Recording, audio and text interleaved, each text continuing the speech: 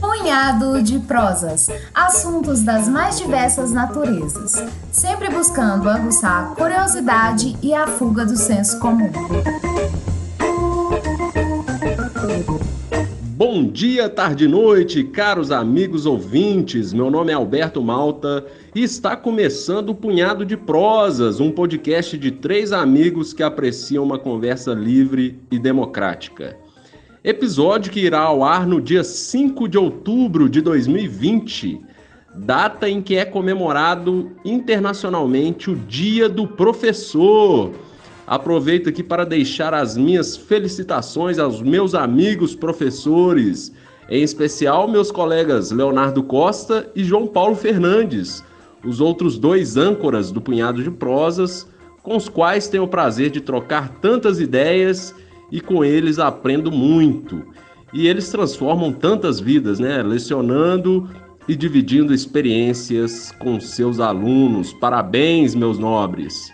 Bom, na semana passada, um destes âncoras, o Leonardo Costa, trouxe para nós um episódio intitulado O Dilema das Redes, 1984 e o Show de Truman, Conectados ao Cotidiano. Foi um episódio que me trouxe inúmeras reflexões e que me fez pesquisar um pouco mais sobre as mudanças que a tecnologia vem trazendo em nosso estilo de vida. E neste episódio, motivado pelo episódio do Léo, eu dou continuidade ao tema.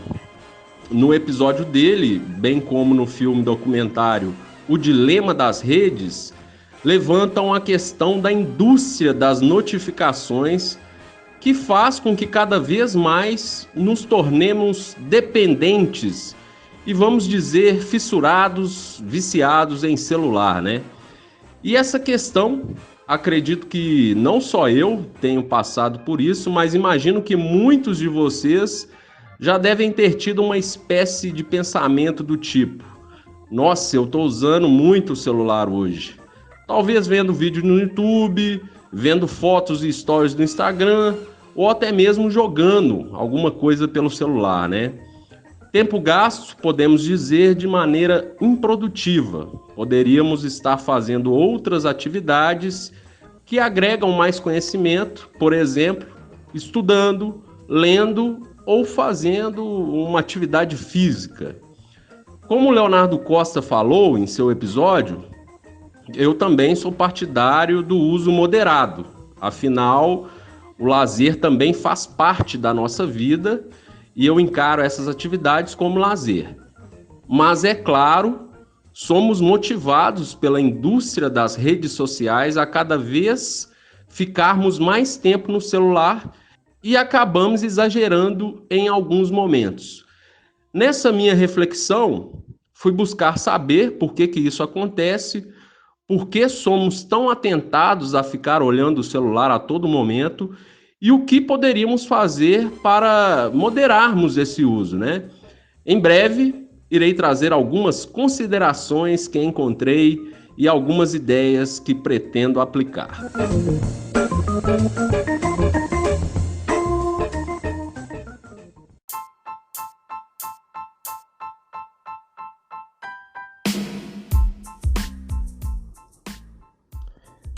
Para tentar explicar um pouco a origem desse comportamento obsessivo de sempre ficar atentado a olhar as notificações do celular, eu volto no tempo, precisamente para o ano de 1954, quando 2 cientistas chamados James Olds e Peter Milner fizeram experimentos com ratos e descobriram um centro de prazer do cérebro. Eles conectaram eletrodos no cérebro dos ratos que estimulavam diretamente o centro de recompensa cerebral, através de pequenos impulsos elétricos que simulavam o prazer natural de atividades básicas de sobrevivência, como comer e reproduzir. Eles treinaram os ratos para apertarem uma pequena alavanca que lhes daria o impulso elétrico sempre que acionada, ou seja, a cada aperto na alavanca eles recebiam uma recompensa de estímulo elétrico. O estímulo elétrico era tão prazeroso e fácil de se obter que os ratos chegaram a pisar na alavanca 2.000 vezes por hora. O prazer pelo impulso elétrico era tão grande que os ratos deixavam de fazer atividades muito importantes para eles, como comer, beber água e acasalar, para ficarem o tempo todo apertando a alavanca. Eles ficaram viciados. Quando substituímos essa alavanca dos ratos pelas notificações do celular, o nosso cérebro funciona da mesma forma. São distrações prazerosas, infinitas e disponíveis a nossas mãos por 24 horas no dia.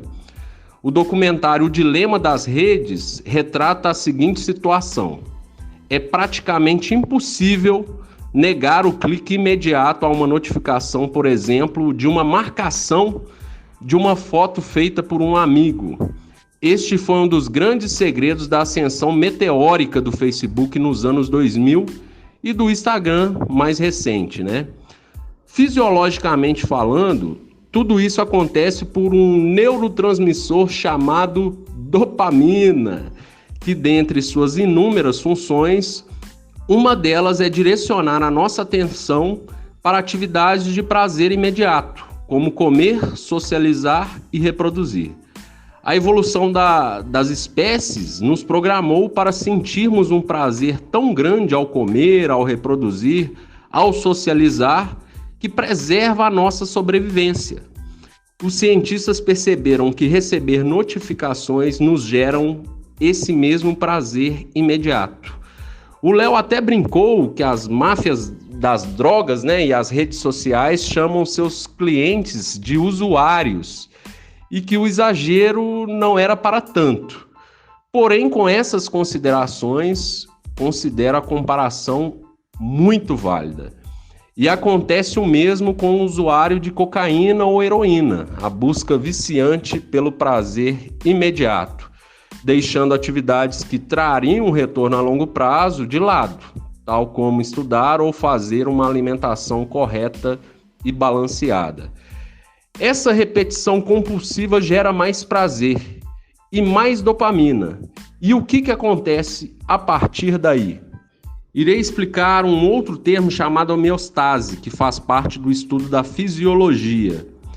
Homeostasia diz respeito aos mecanismos que mantêm o nosso corpo em equilíbrio. Quando somos estimulados em excesso, né, com notificações muito bem mapeadas do que gostamos, por exemplo, com sugestões de vídeos que adoramos ver no YouTube, o excesso de dopamina também acontece. E o que nosso organismo faz para manter o equilíbrio proposto no estudo da fisiologia? O termo usado anteriormente, né, para o nosso equilíbrio, a homeostasia. O nosso cérebro toma a decisão vital para reequilibrar o sistema, considerando o excesso de dopamina. Ele diminui drasticamente a quantidade de receptores de dopamina nos neurônios para reduzir a sua sensibilidade ao estímulo gerado, através de um mecanismo chamado tolerância biológica. É através dessa tolerância que, por exemplo, quando a pessoa começa a beber cerveja, uma latinha já dá aquela onda, né? Quando a pessoa começa a beber com mais frequência, essa onda já não vem mais com apenas uma latinha e a pessoa precisa consumir mais e mais para ter o mesmo prazer. Isso vale para o consumo de drogas e de notificações também. Faz sentido, não faz? Ou seja, quanto menor a sensibilidade dos neurônios, mais precisamos de estímulos para despertar o nosso interesse, né? É sinistro demais pensar dessa forma, né, galera? E aí atividades como a leitura, o estudo, que são menos estimulantes, são deixadas de lado, mesmo que sejam mais valiosas a longo prazo. Como estamos vivendo em uma sociedade altamente tecnológica que já entendeu fisiologicamente a produção dos estímulos cerebrais, atividades simples e básicas se tornam entediantes e chatas. Talvez isso explique o porquê que as pessoas não conseguem parar de olhar o celular, mesmo estando rodeadas de amigos em uma mesa de bar, por exemplo. É um vício mesmo, galera. A título de comparação, Um viciado em drogas tem a tolerância à dopamina tão alta que não conseguem levar uma vida normal. Eles se tornam como ratos do experimento citado anteriormente, tendo motivação apenas para o consumo da droga, deixando atividades como alimentação de lado. E isso acontece também com viciados em videogame, mídias sociais, sites de apostas ou compras, próprio Netflix também, né? Enfim. E o que devemos fazer para não cair nessa armadilha?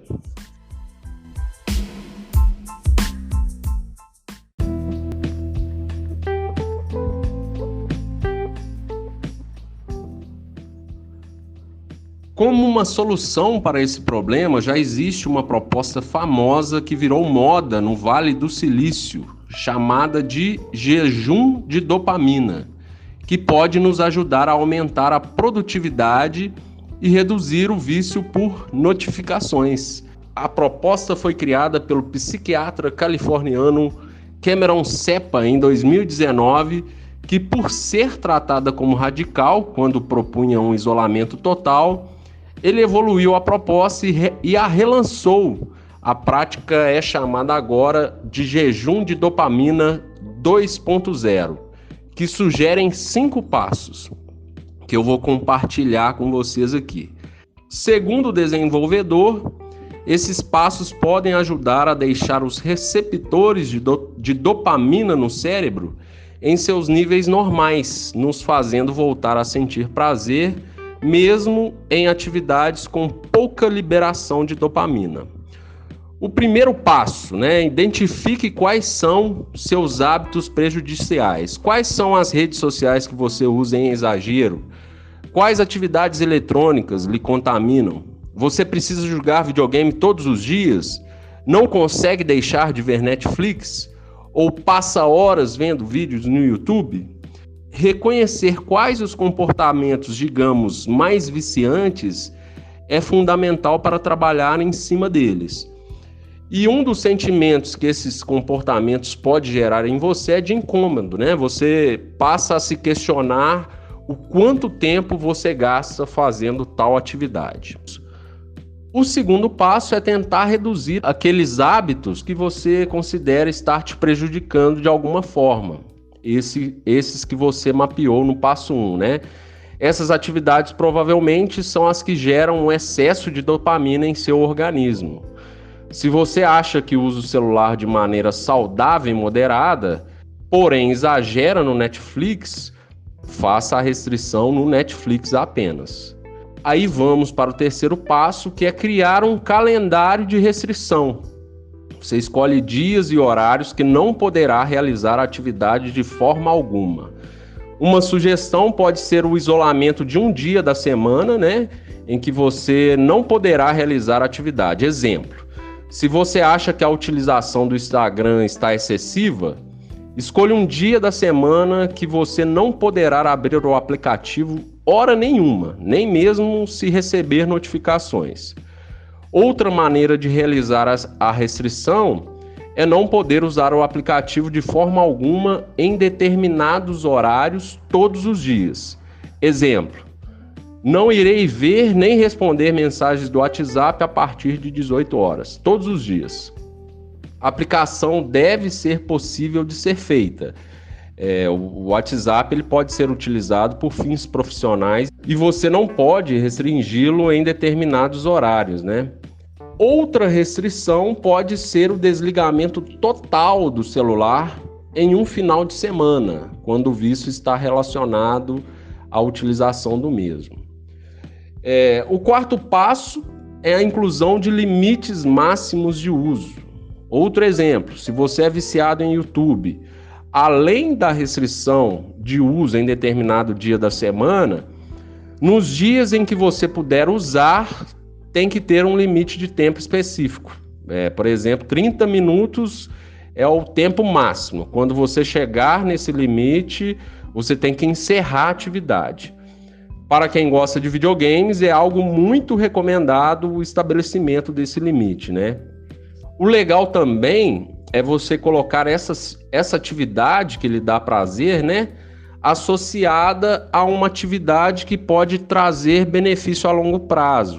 Por exemplo, você poderá ver um episódio da série que tanto ama, se ler ou estudar durante um período de tempo determinado, ou escutar o podcast do Punhado de Prosas, né, que traz tanta informação e conhecimento. Outro exemplo, quer emagrecer? Então você só pode ver os stories do Instagram se fizer o seu treino físico do dia. O quinto passo e mais importante é tomar a consciência que as atividades que a indústria tecnológica estão nos colocando facilmente ao alcance das mãos são viciantes, sim, por mais que neguemos esse fato. Observe o seu uso durante o jejum de dopamina e aprenda com seus impulsos. Procure entender as causas raízes da utilização excessiva e trabalhe em cima dela. Se decidir realizar o jejum e perceber o quão angustiante é um grande sinal que essa atividade está de fato lhe viciando e você precisa procurar soluções para tratar esse vício. O sentimento de não poder abrir uma notificação pode ser mais revelador do que imagina.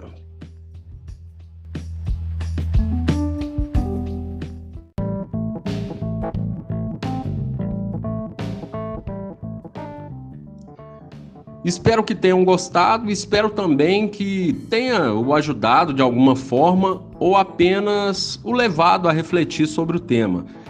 Se você chegou até aqui, acredito que tenha achado o tema relevante e o incentivo a compartilhar este episódio com seus amigos e familiares. Poste no seu Instagram e marque o Punhado de Prosas.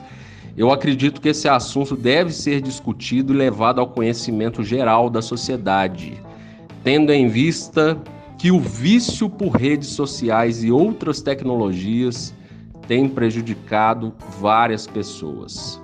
O Punhado de Prosas é um projeto totalmente independente e convido vocês a nos apoiarem com um singelo gesto, curtindo e acompanhando nosso podcast nas redes sociais. Estamos no Instagram e YouTube e, claro, nos principais tocadores de podcast. Garanto que são assuntos relevantes e que irão lhe trazer conhecimento. Quarta-feira, o Mago das Palavras, Leonardo Costa, está de volta. Um grande abraço do Alberto Malta e até lá.